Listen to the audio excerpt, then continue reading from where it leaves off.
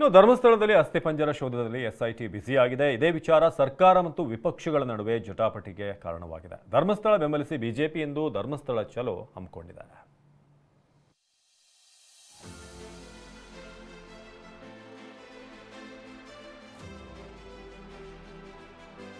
ಧರ್ಮಸ್ಥಳ ಪ್ರಕರಣದಲ್ಲಿ ಅಪಪ್ರಚಾರ ಮಾಡಿದವರ ವಿರುದ್ಧ ಕ್ರಮ. ಅನಗತ್ಯ ತೇಜೋವಧೆ ಸಹಿಸಲ್ಲ, ಕಾನೂನು ಎಲ್ಲರಿಗೂ ಒಂದೇ. ಹಾಸ್ಪಿಟಾಲಿಟಿ ಕ್ಷೇತ್ರದಲ್ಲಿ ಜಾಗತಿಕ ವೃತ್ತಿಯ ಕನಸು ಇದೆಯಾ? ಜಾಗತಿಕ ಅಧ್ಯಯನ ಉದ್ಯೋಗ ಅವಕಾಶಗಳೊಂದಿಗೆ ಭಾರತದ ನಂಬರ್ 1 IIHM-ನಲ್ಲಿ ಓದಿ. ಪ್ರವೇಶ ಆರಂಭವಾಗಿದೆ. ಈಗಲೇ ಸೇರಿ. ಕೈವಾಡ ಇದ್ರೆ ಬಯಲಿಗೆ ತನ್ನಿ ಎಂದ ಅಶ್ವಥ್ ನಾರಾಯಣ. ಬಹಳ ದೊಡ್ಡ ಷಡ್ಯಂತ್ರ ನಡೆದಿದೆ. ಧರ್ಮಸ್ಥಳದ ವ್ಯಾಪ್ತಿಯಲ್ಲಿ ಅಸ್ಥಿಪಂಜರಗಳಿಗಾಗಿ ಶೋಧ ನಿಂತಿಲ್ಲ. ಈವರೆಗೂ ಮುಸುಕುದಾರಿ ಹೇಳಿದ 17 ಸ್ಥಳಗಳಲ್ಲಿ ಅಗೆದು ಬಗೆದು ಶೋಧಿಸಲಾಗಿದೆ. ಆದರೆ 6ನೇ ಪಾಯಿಂಟ್ನಲ್ಲಿ ಮಾನವನ ಅಸ್ಥಿಪಂಜರ ಸಿಕ್ಕಿದ್ದು ಬಿಟ್ರೆ ಬೇರೆಲ್ಲೂ ಯಾವುದೇ ಕುರುಹು ಸಿಕ್ಕಿಲ್ಲ. ಆದ್ರೀಗ ಈ ಶವಶೋಧ ಪ್ರಹಸನ ರಾಜಕೀಯ ಸಂಘರ್ಷಕ್ಕೆ ಕಾರಣವಾಗಿದೆ. ಬೇಕಂತಲೇ ಧರ್ಮಸ್ಥಳವನ್ನ ಟಾರ್ಗೆಟ್ ಮಾಡಲಾಗ್ತಿದೆ. ಹಿಂದೂಗಳ ಭಾವನೆಗೆ ಸರ್ಕಾರ ಧಕ್ಕೆ ತರ್ತಾ ಇದೆ. ಮುಸುಕುದಾರಿ ಹಿಂದೆ ದೊಡ್ಡ ಗ್ಯಾಂಗ್ ಇದೆ ಅಂತ ಬಿಜೆಪಿ ಆರೋಪಿಸಿದೆ. ಧರ್ಮಸ್ಥಳ ಬೆಂಬಲಿಸಿ ಇಂದು ಧರ್ಮಸ್ಥಳ ಚಲೋ ಕೂಡ ಕೈಗೊಳ್ತಾ ಇದೆ. ಇದರ ಬೆನ್ನಲ್ಲೇ ಸ್ವತಃ ಡಿಸಿಎಂ ಡಿಕೆಶಿಯೇ ಧರ್ಮಸ್ಥಳ ಪ್ರಕರಣದಲ್ಲಿ ದೊಡ್ಡ ಷಡ್ಯಂತ್ರವಿದೆ ಅಂತ ಹೇಳಿರೋದು ಹೊಸ ಟ್ವಿಸ್ಟ್ ಕೊಟ್ಟಿದೆ. ಅಷ್ಟೇ ಅಲ್ಲ, ಅಪಪ್ರಚಾರ ಮಾಡಿದವರ ವಿರುದ್ಧವೂ ಕ್ರಮ ಕೈಗೊಳ್ಳೋದಾಗಿ ಡಿಕೆ ಹೇಳಿದ್ದಾರೆ. ಏನು ಒಂದು ಷಡ್ಯಂತ್ರ ನಡೆದು ಅದು ಮುಂದಿನ ದಿನದಲ್ಲಿ ತನಿಖೆಯಿಂದ ಹೊರಗಡೆ ಬರ್ತದೆ. ಅದು ನನ್ನ ವೈಯಕ್ತಿಕವಾದಂಥ ಒಂದು ಅನುಭವ.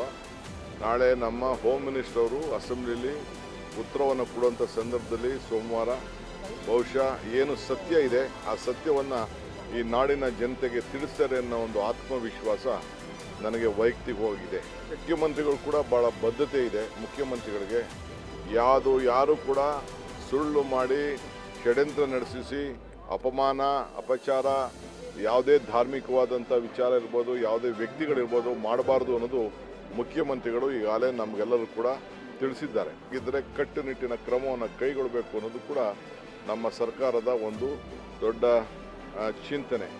ಆ ನಿಟ್ಟಿನಲ್ಲಿ ನಾವೆಲ್ಲ ಕೂಡ ನಡೀತೀವಿ. ಕಾನೂನನ್ನು ಈ ಸಂದರ್ಭದಲ್ಲಿ ರಕ್ಷಣೆ ಮಾಡಬೇಕು. ಕಾನೂನು ತಪ್ಪು ಮಾಡಿದ್ರೆ ಎಲ್ಲರಿಗೂ ಕೂಡ ಶಿಕ್ಷೆ ಆಗಲಿ, ಅದರಲ್ಲಿ ನಾವು ಯಾರು ಕೂಡ ರಕ್ಷಣೆ ಮಾಡೋಂಥ ಪ್ರಶ್ನೆ ಇಲ್ಲ. ಆದರೆ ಸುಮ್ಮನೆ ತೇಜೋವಧೆ ಮಾಡೋಂಥ ಕೆಲಸ ಯಾರು ಕೂಡ ಮಾಡಬಾರ್ದು. ಡಿಕೆಶಿಗೆ ಗೊತ್ತಿರೋ ಷಡ್ಯಂತ್ರ ಸಿದ್ದರಾಮಯ್ಯ ಗೊತ್ತಿಲ್ಲವಾಯಿತೆ. ಆತುರದಲ್ಲಿ ಎಸ್ಐಟಿ ರಚಿಸುವ ಅವಶ್ಯಕತೆ ಏನಿತ್ತು ಅಂತ ಜೋಶಿ ಕಿಡಿ. ಷಡ್ಯಂತ್ರ ನಡೆದಿದೆ ಎಂಬ ಡಿಕೆಶಿ ಹೇಳಿಕೆಗೆ ಕೇಂದ್ರ ಸಚಿವ ಪ್ರಹ್ಲಾದ್ ಜೋಶಿ ಟಾಂಗ್ ಕೊಟ್ಟಿದ್ದಾರೆ. ಆತುರದಲ್ಲಿ ಎಸ್ಐಟಿ ರಚಿಸಿದ ರಾಜ್ಯ ಸರ್ಕಾರದ್ದೇ ಷಡ್ಯಂತ್ರವಿದೆಯಾ? ಧರ್ಮಸ್ಥಳ ಪ್ರಕರಣದಲ್ಲಿ ಷಡ್ಯಂತ್ರ ಇರೋದು ಡಿಸಿಎಂಗೆ ಗೊತ್ತಿದೆ ಅಂದ ಮೇಲೆ ಸಿಎಂ ಸಿದ್ದರಾಮಯ್ಯ ಅವರಿಗೆ ಗೊತ್ತಾಗದೆ ಹೋಯ್ತಾ ಅಂತ ಪ್ರಶ್ನಿಸಿದ್ದಾರೆ. ಆತುರದಲ್ಲಿ ಇಂಥ ನಿರ್ಧಾರ ತಗೊಂಡು ಧರ್ಮಸ್ಥಳಕ್ಕೆ ಕಪ್ಪು ಮಸಿ ಬಳಿಯೋ ಯತ್ನಕ್ಕೆ ಸರ್ಕಾರವು ಸಾಥ್ ನೀಡಿದ್ಯಾ ಅಂತ ಟ್ವೀಟ್ನಲ್ಲಿ ಜೋಶಿ ಕುಟುಕಿದ್ದಾರೆ.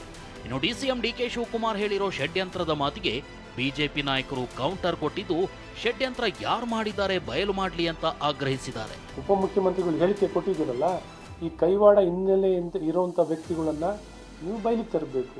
ಮತ್ತು ಈ ವ್ಯಕ್ತಿ ಯಾರಿದ್ದಾರೆ, ಅವನ ಹಿನ್ನೆಲೆ ಏನಿತ್ತು, ಇವತ್ತೆಲ್ಲರೂ ಒತ್ತಾಯ ಈ ಅನಾಮಿಕ ವ್ಯಕ್ತಿನೂ ಮತ್ತು ಅವನ ಹಿಂದೆ ಇರೋಂಥ ವ್ಯಕ್ತಿಗಳು, ಇದರ ಹಿಂದೆ ಇರೋಂಥ ಕೈವಾಡ, ಯಾರ್ಯಾರು ಕೈವಾಡ ಎಲ್ಲರಿಗೂ ಗೊತ್ತಿದೆ. ಎಲ್ಲಿಂದ ಕೈವಾಡಗಳು, ಯಾರ್ಯಾರು ಏನೇನು ಮಾಡಿದ್ದಾರೆ, ಯಾವ ವ್ಯಕ್ತಿಗಳಿದ್ದಾರೆ ಗೊತ್ತಿರೋದು. ಅದನ್ನೆಲ್ಲ ನೀವು ಸತ್ಯ ಬಯಲಿಗೆ ತನ್ನಿ. ಹಿಂದೂ ಏನು ಧಾರ್ಮಿಕ ಸ್ಥಳಗಳನ್ನು ಟಾರ್ಗೆಟ್ ಮಾಡ್ತಾ ಇರುವಂಥದ್ದು ಭಾರತದ ಇತಿಹಾಸದಲ್ಲಿ ನಾವು ನೋಡಿದ್ದೀವಿ.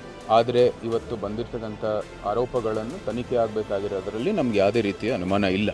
ತನಿಖೆ ಆಗಲಿ, ಆದರೆ ಇವತ್ತು ಭಾಳ ಸ್ಪಷ್ಟವಾಗಿ ಅವರು ವರದಿಯನ್ನು ಕೊಡಬೇಕಾಗಿದೆ.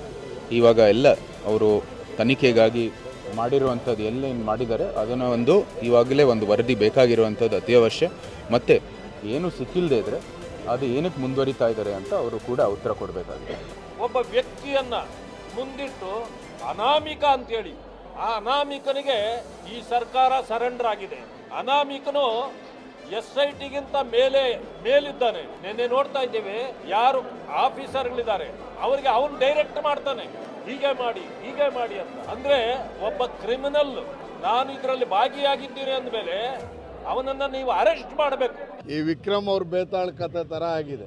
ನಾನೇ ಹೊತ್ಕೊಂಡು ಹೋದೆ, ನಾನೇ 12 ಅಡಿ ಗುಂಡಿ ತೋಡಿದೆ, ನಾನೇ ಅದರೊಳಗೆ ಊತ ಹಾಕಿದ್ದೀನಿ ಅಂತ ಹೇಳಿ ಆ ಥರದ ಜಾಗಗಳನ್ನು ತೋರಿಸ್ತಾ ಇವತ್ತು ಏನೂ ಸಿಗದೆ ಇರೋ ಪರಿಸ್ಥಿತಿಗೆ ಅನಾಮಿಕ ಅಂದರೆ ಯಾರು, ಅವನ ಹಿನ್ನೆಲೆ ಏನು, ನಾಳೆ ಅನಾಮಿಕನ ಬಗ್ಗೆ ಅವನು ಮೆಂಟಲ್ಲು ಅಂತ ಹೇಳಿ ನೀವು ಬಿಡ್ತೀರಾ ಅನ್ನುವಷ್ಟರ ಮಟ್ಟಿಗೆ ನನ್ನ ವಿಧಾನಸಭೆಯಲ್ಲಿ ಚರ್ಚೆ ಆಗಿದೆ.